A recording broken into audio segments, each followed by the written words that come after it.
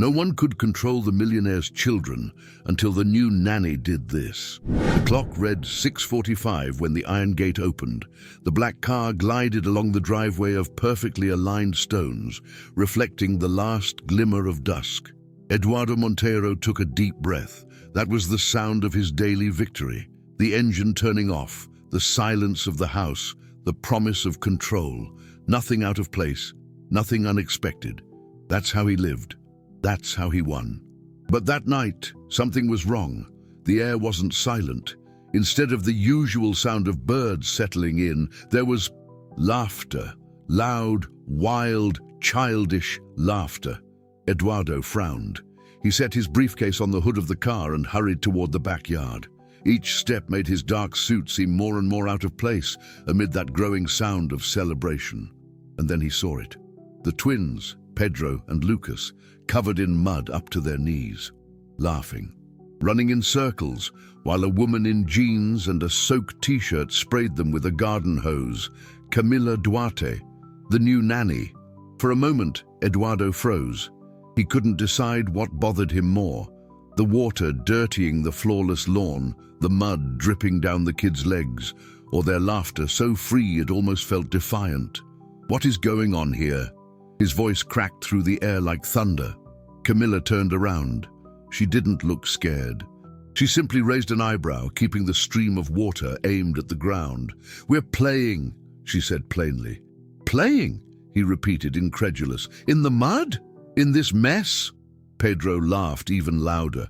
Lucas stumbled, fell on his bottom and laughed harder. Eduardo took a step forward, irritated.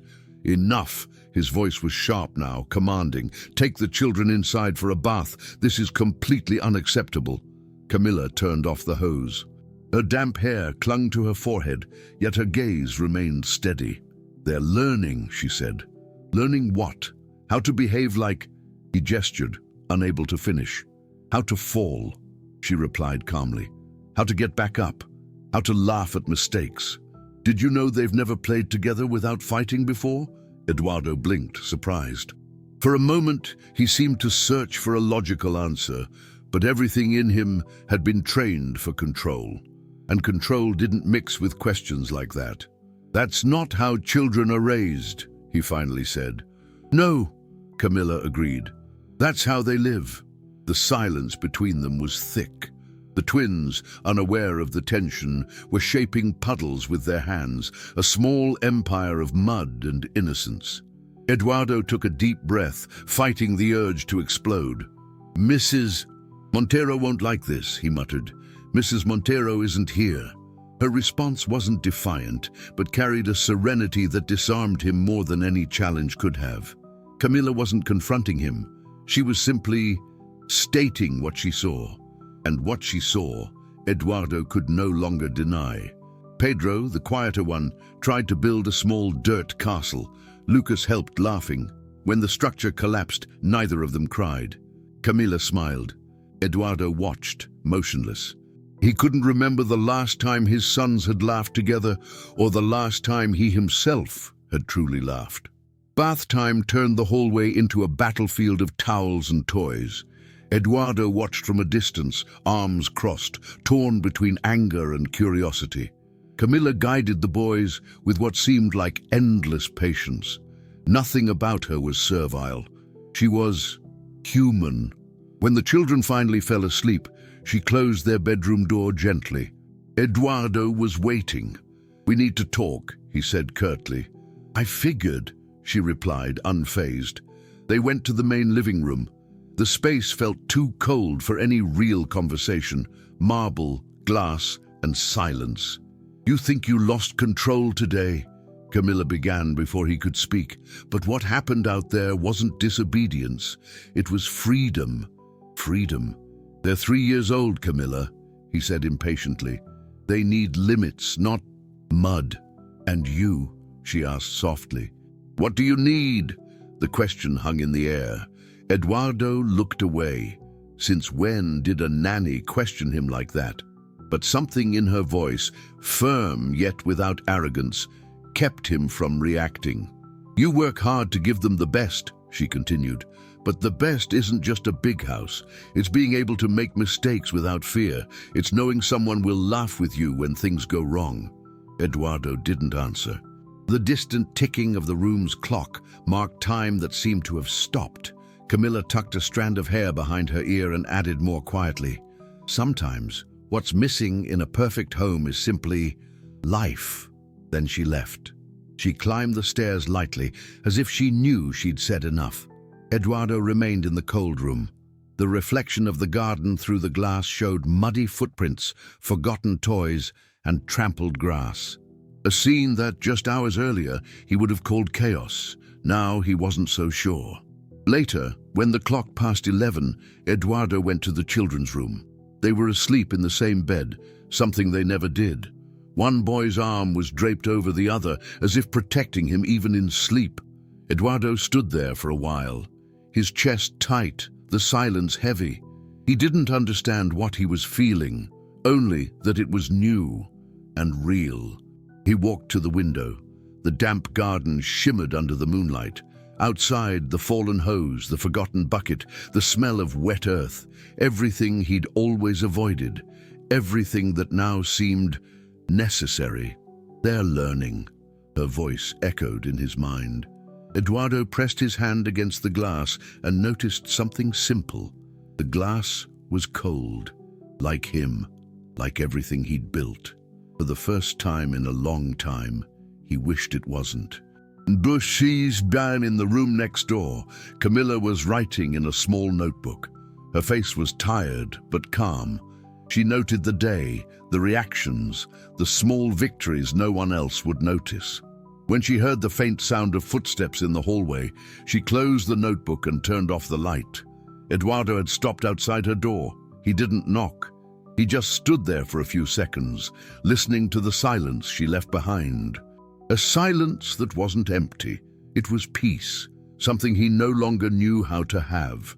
He went back to his own room and sat on the edge of the bed, the tie still around his neck, his gaze distant. He thought about numbers, contracts, goals, and two little boys covered in mud. He smiled without realizing it, a brief, timid, but genuine smile, the first in a long time. Outside, the wind rustled the garden leaves. The moon lit the place where it had all begun, the chaos, the disorder, the discovery, the place where a simple woman had challenged the man who thought he had the world under control. That night, the empire of silence was broken, and Eduardo Montero, without knowing it, took his first step toward becoming a father, not by name, but by heart. The sun over San Beltran rose golden, reflecting off the glass of the Montero mansion, as if trying to warm what inside still remained cold.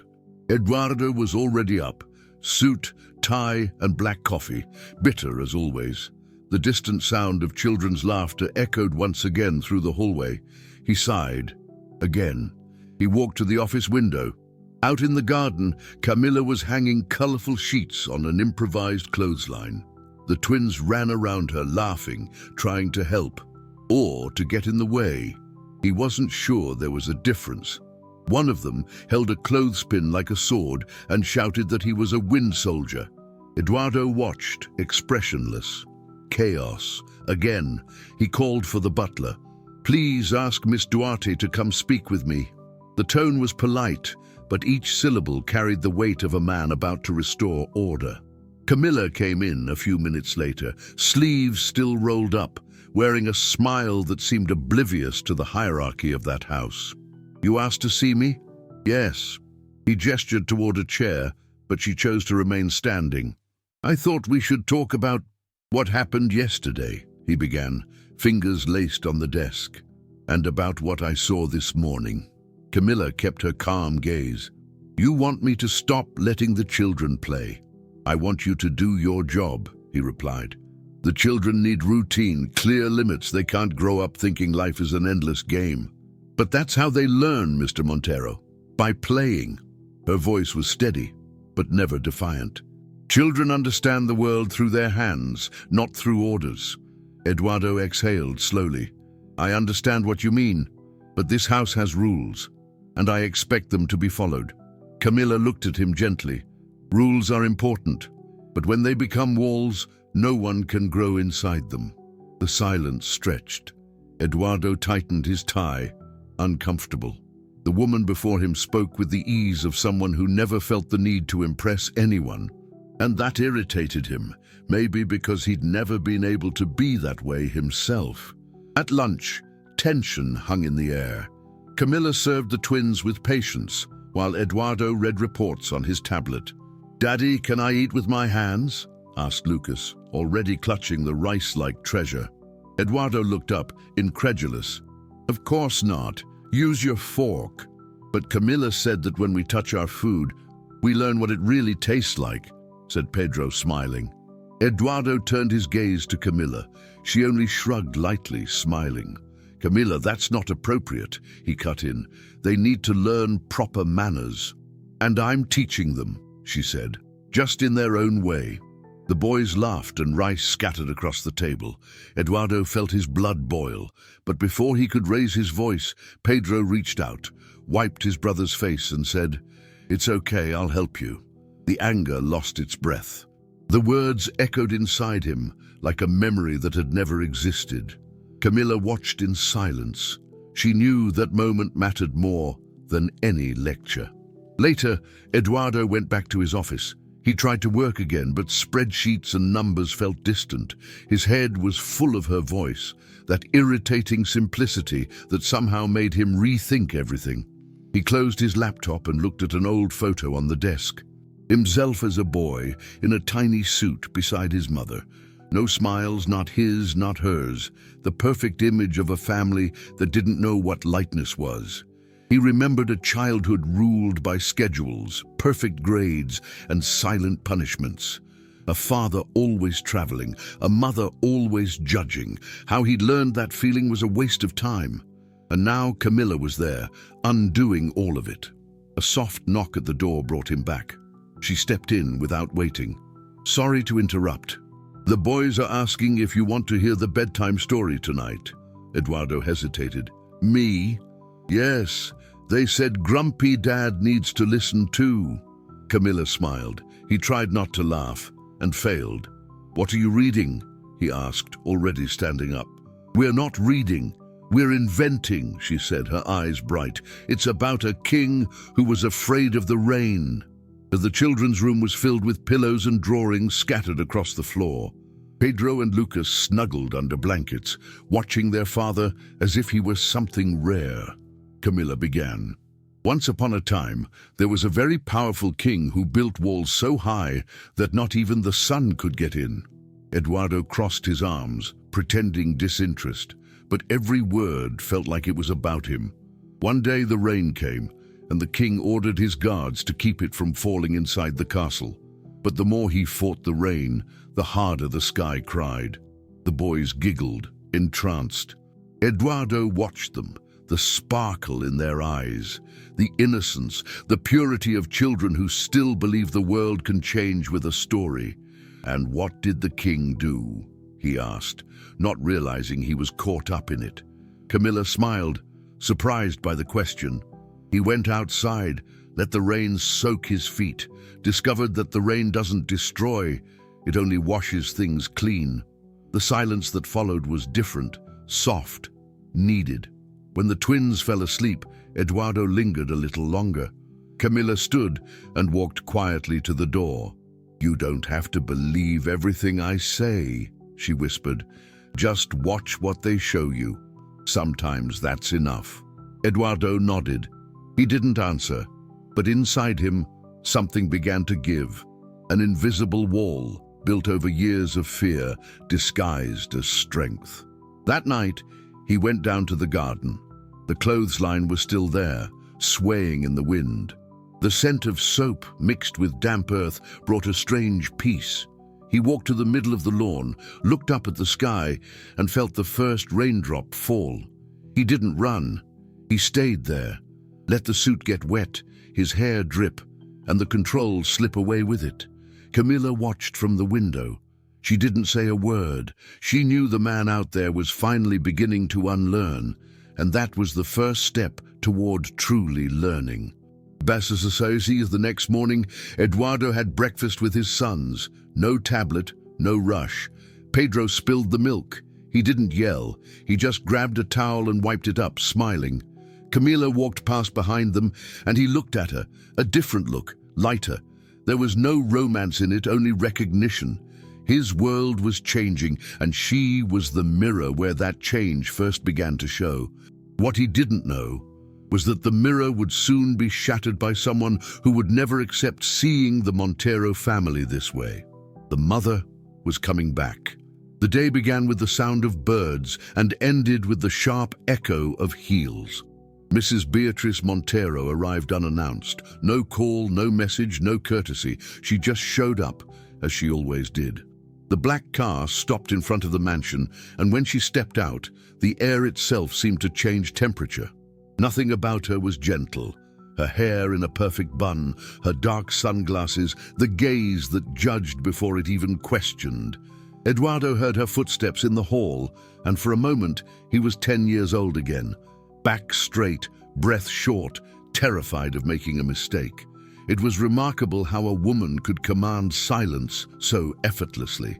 "Mother," he said, trying to mask his unease. "What a surprise." "Surprises are for those who have time to play," she replied coolly. "I came because I heard there's chaos in this house." Eduardo clenched his jaw. Of course, someone must have talked. Maybe a maid, maybe the gardener. The news that the Montero twins were behaving like normal children must have sounded like scandal.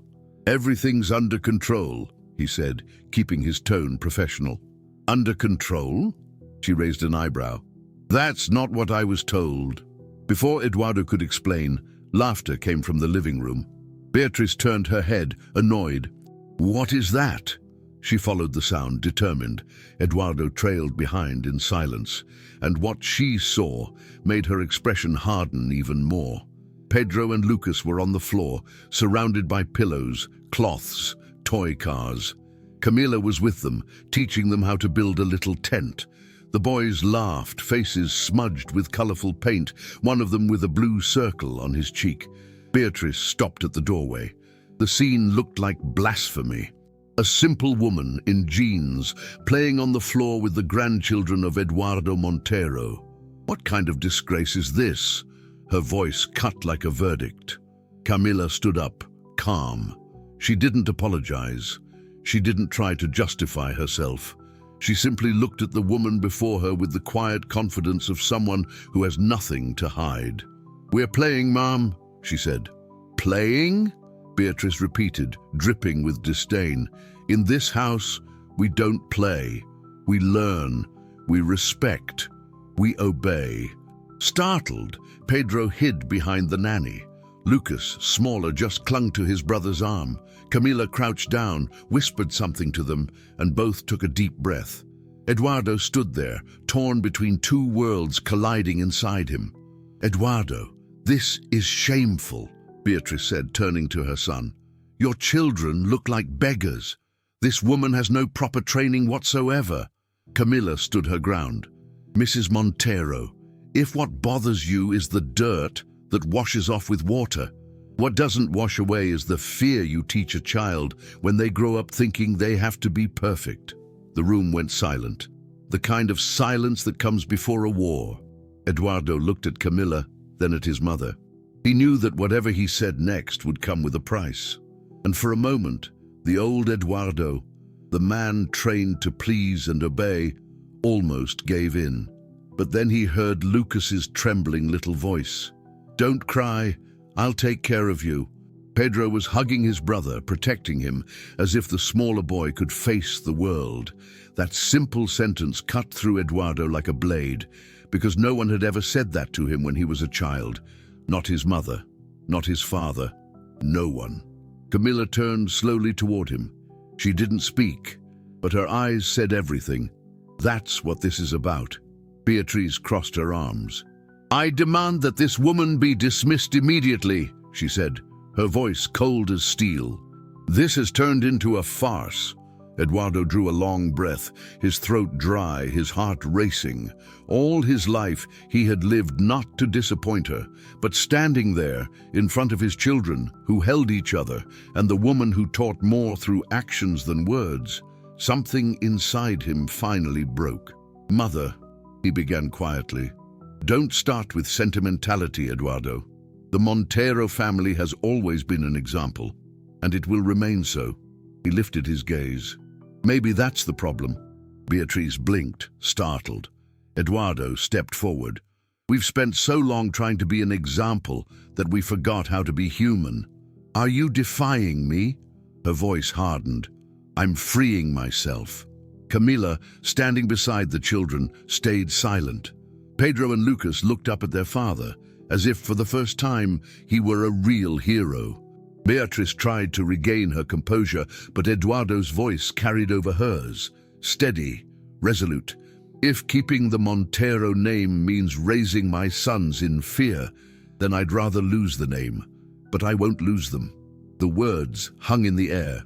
Beatrice stood frozen, her face rigid, her eyes glossy.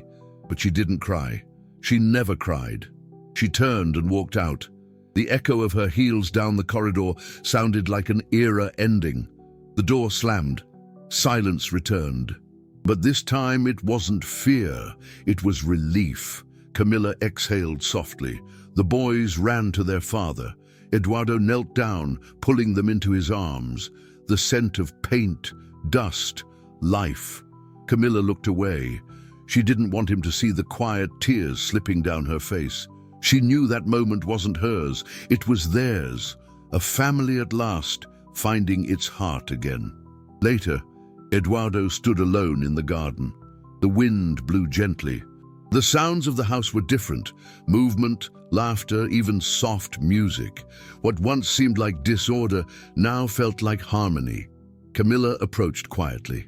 "She'll be back," she said calmly. "I know." He smiled faintly. "But when she comes back, she'll find a different house. And a different man," she added. Eduardo looked at her. The look wasn't one of conquest or desire. It was gratitude. He didn't know how to thank someone who had so effortlessly untied the knots of an entire lifetime. "Thank you," was all he managed. Camilla smiled. "Don't thank me, Mr. Montero." She paused. "Thank them. They're the ones who taught. I just let it happen." She turned and walked back inside. Eduardo looked up at the sky. For the first time, he understood what it meant to be free and how much it had cost to get there. The Montero house would never be the same again, and for the first time, that was a good thing. Time passed in silence, but it was a different kind of silence. Not the cold silence of marble walls. This one was full of sound, the sound of life, of children's breathing as they ran, of wind brushing against the curtains, of laughter echoing down hallways as if the house itself had finally awakened from a long sleep. Eduardo Montero was no longer the same man, not the one who commanded, nor the one who obeyed. Now he was simply a father, learning how to exist in the middle of the mess. The days became simpler. The suit stayed longer on the hanger, the wristwatch forgotten on the table. Every morning, he took the twins out to the garden. He sat in the grass, let the sun touch him, without guilt. Pedro laughed when his father let him climb onto his back. Lucas pretended to be the captain of a mud ship. Eduardo watched, smiling, sometimes closing his eyes, trying to record that sound so he would never forget it. Camilla stayed nearby. She didn't give orders. She didn't interfere. She just watched and smiled when she saw what once seemed impossible, the man of iron melting into humanity. One afternoon, the garden looked more alive than ever. The flowers that had been pulled out by his order months before were growing back, unruly, beautiful, full of color. Camilla was kneeling in the dirt, planting seedlings with the boys. Eduardo came up behind her, carrying a tray of juice. She looked up, surprised. "Well, this is new," she said with a laugh. "The boss serving the nanny." "It's just orange juice," he replied with a smile. "And I'm not the boss anymore." Camilla arched an amused eyebrow. "No? Then what are you now?" Eduardo looked at his sons digging in the soil with small shovels. Someone trying to be what he should have been from the start. Camilla didn't respond, but in her silence there was approval. He crouched down, picked up a handful of dirt, and let it run through his fingers. "You know, I used to think success was all this," he said, gesturing to the house, the walls, the perfectly symmetrical garden. "Now I realize what really matters is what you can't control." Camilla watched him closely. Eduardo continued, his voice low, almost a whisper. "The mud, the laughter, the mistakes, and the forgiveness." Later, as the sun began to fall, the twins ran to the gate, shouting to watch the sunset. Camilla followed them, laughing. Eduardo stayed a few steps behind, just watching. The golden light touched the children's faces and made Camilla's hair glow, as if the day itself was saying goodbye with gratitude. And at that moment, he understood something. It wasn't her who had changed the house. It was the children, with their courage to feel, their innocence that taught without words. Camilla had only shown the way, and he had followed it. But that night, dinner was simple. No silver cutlery, no formality. Everyone ate together, laughing, sharing stories the boys had made up. Eduardo looked around and realized how much had changed without him noticing. What used to be a house now felt like a home. After the children had gone to bed, Camilla cleared the table and went out to the garden. The air was gentle, the sky clear. She stopped in front of the flowers she'd planted, now glowing under the moonlight. Eduardo approached quietly. "It's beautiful, isn't it?" he asked. "It's alive," she replied, "and that's much more beautiful." He stood beside her for a while in silence. Then, softly, he asked, "Are you planning to stay?" Camilla looked up at the sky before answering. "I don't know," she said after a pause. "Sometimes my work ends when people have learned what they needed to." Eduardo looked away. He didn't want to admit it, but the thought of her leaving tightened his chest. Still, he knew she was right. Camilla had never been just a nanny. She was the kind of person who comes to open windows and leaves when the air can come in on its own. "If you go," he said with a faint smile, "I hope you know you left more than flowers here." Camilla smiled. "I know." In the days that followed, she began to pack her things. Eduardo didn't try to stop her. He understood now that real love, the kind that heals, not the kind that holds, also knows when it's time to leave. On the morning of her farewell, the twins woke up early. They ran to the garden where Camilla was waiting. "Are you coming back?" Pedro asked, holding her hand. Camilla knelt, touched their faces, and said, "I'll be in everything you've learned." Lucas smiled, still sleepy. "Then you're never really leaving." Camilla hugged them. It was a long hug, full of everything words can't say. Eduardo stood at a distance watching. He didn't want to interrupt. When she finally turned to go, he stepped closer. "Thank you," he said. She nodded. "Take care of them, and of yourself too." She walked away slowly toward the gate. The wind played with her loose hair, and for a moment, Eduardo felt as if the whole world was moving to a gentler rhythm. When the gate closed, the sound wasn't an ending. It was a beginning. That afternoon, he went back to the garden with his sons. The sun was bright, and the puddles of mud were starting to dry. "Dad, come play!" Pedro called. Eduardo looked at his suit hanging on the clothesline. He smiled. "Of course I will."